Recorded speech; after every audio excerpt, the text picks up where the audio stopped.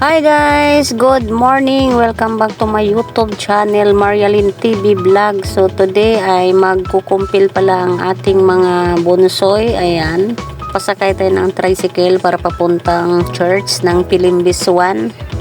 So hanggang gate lang pala ang aming sinakyan dahil bawal na daw siyang pumasok. So lakarin na lang natin at malapit lang naman din. Kering-kere naman natin siyang lakarin. Ayan. Medyo okay naman yung init, hindi naman masakit sa balat dahil nasa 8 pa lang ito. Ayan, malinis ang daanan, walang kalat na makikita ka dito. So dito na nga tayo sa Pilimbis 1 guys. Ayan, so hinahanap namin ang kanilang pangalan. Ayan, para ididikit sa kanilang dibdib. So I mean sa kanilang harap ng para mabilis lang makita at mabasa ni Father. So dito tayo sa side na to dahil bibili tayo ng bilo at kandila dahil hindi kami nakabili sa aming lugar, sa aming area. So ayan, so papasok na tayo dito sa loob dahil magsisimula na. So first batch pala kami kaya medyo marami-rami ang tao ngayong umaga. So ito na nga, simula na nila ang kanilang pakumpil.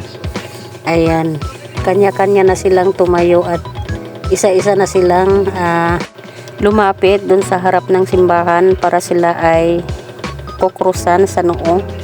Ayan, tapos nakabalik na silang lahat ay nagpatuloy pa rin ang kanilang seremonya ng kumpel.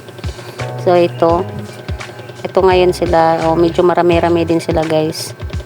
Ayan, ito na lang ang pinakalas ngayon ang aking inaatinan sa aking elementary dahil sa sunod taon ay gagraduate na siya ng grade 6. So magi-grade 7 na rin siya.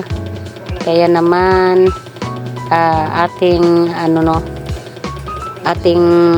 ay wala na tayong alalahanin kung nakumpilan ba siya or hindi. So ito na nga, patapos na. Kaya naman lumapit na sila sa harapan dahil sila ay pipicturan. Sama-sama na silang lahat dito para mayroon na naman ang susunod nito ay pang second batch guys, mamayang mga 2 PM. Kaya ito na nga, tapos na tayo. Kaya picturean ng mga junakis natin dito. Ayan. Thank you for watching.